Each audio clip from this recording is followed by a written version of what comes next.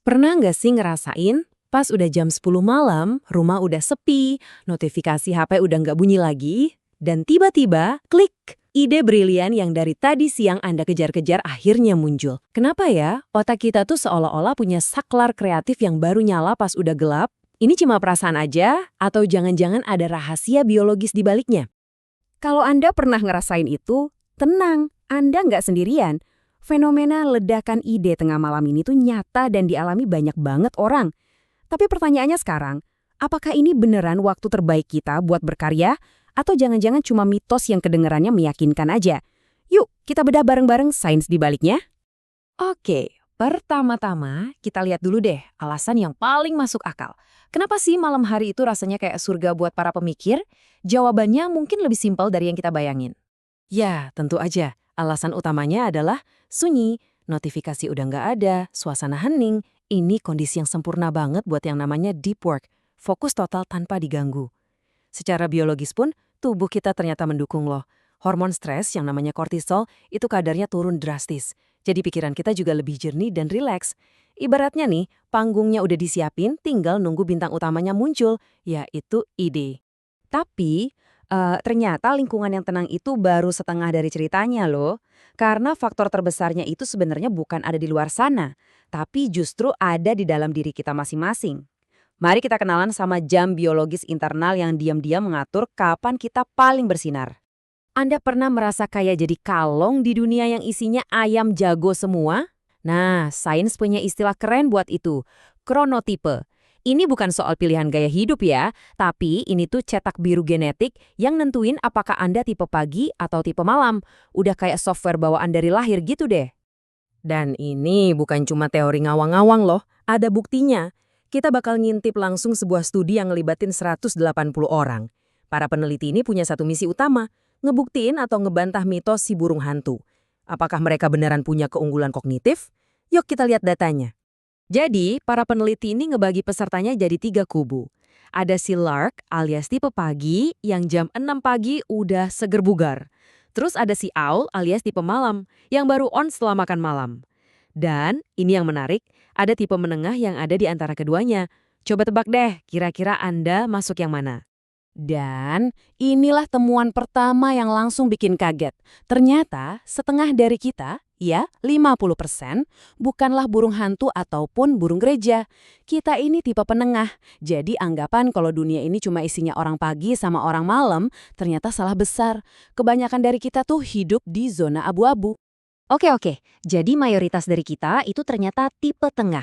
Terus kenapa dong perasaan kreatif pas malam-malam itu kerasa nyata banget? Apa sih yang sebenarnya terjadi di dalam kepala kita pas hari mulai gelap?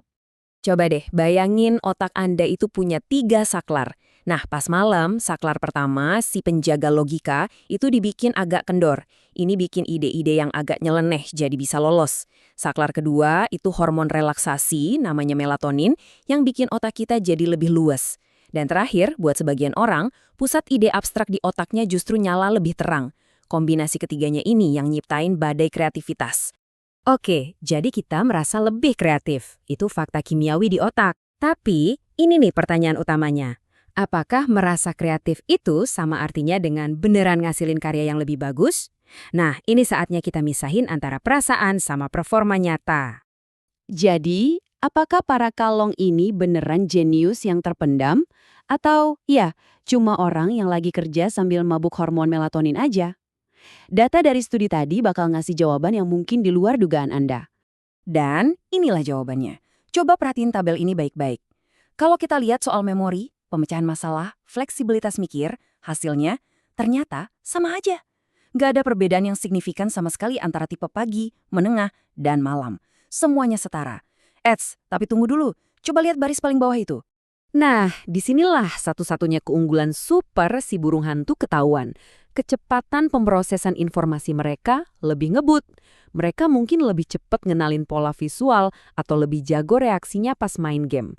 Tapi, ingat ya, buat tugas-tugas yang butuh pemikiran dalam, kayak nyusun strategi bisnis atau nulis novel, performa mereka itu setara dengan yang lain.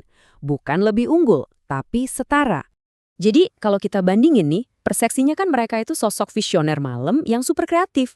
Tapi realitanya, kemampuan kognitifnya mirip-mirip aja, cuma mesinnya sedikit lebih cepat.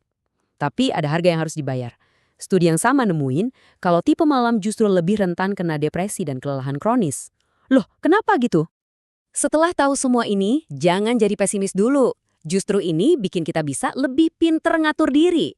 Jadi, gimana caranya kita manfaatin ritme alami tubuh kita buat dapat hasil maksimal, entah Anda itu tipe pagi, sial, ataupun malam? Pesan utamanya tuh simple. Berhenti maksa diri buat jadi orang lain. Kuncinya bukan ngubah diri Anda jadi lark atau owl, tapi ngenalin kapan waktu terbaik Anda dan manfaatin itu sebaik-baiknya. Ini soal sadar diri, bukan soal paksaan. Penelitian ini ngasih kita satu istilah yang keren banget, social jet lag. Coba bayangin deh, badan Anda itu ada di zona waktu WIB, tapi setiap hari Anda dipaksa hidup ngikutin jam kerja di Jepang. Nah, itulah yang dirasain para tipe malam. Konflik terus-terusan antara jam biologis sama jam sosial inilah yang jadi akar dari banyak masalah kesehatan mereka. Jadi, langkah praktisnya gimana? Pertama, coba kenali golden hour Anda. Kedua, pas waktu itu datang, lindungi mati-matian. Fokus kerjain hal yang paling penting. Ketiga, tidur itu nomor 1, jangan ditawar. Dan terakhir, ini yang sering dilupain, ngobrol, komunikasiin kebutuhan Anda. Anda mungkin kaget loh, betapa banyak orang yang mau ngerti kalau kita bisa jelasin alasannya. Dan semua ini akhirnya ngebawa kita ke satu pertanyaan besar. Selama ini kan kita, sebagai individu, yang selalu disuruh nyesuaiin diri sama sistem kerja 9 to 5 yang kaku itu.